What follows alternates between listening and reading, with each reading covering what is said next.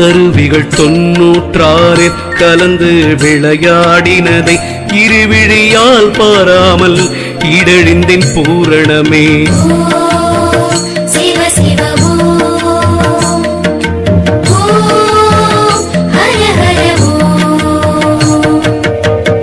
உடலுக்குள் நீ நின்று உலாவினதை காணாமல் கடல் மலை தோறும் திரிந்து காலலுத்தேன் பூரணமே.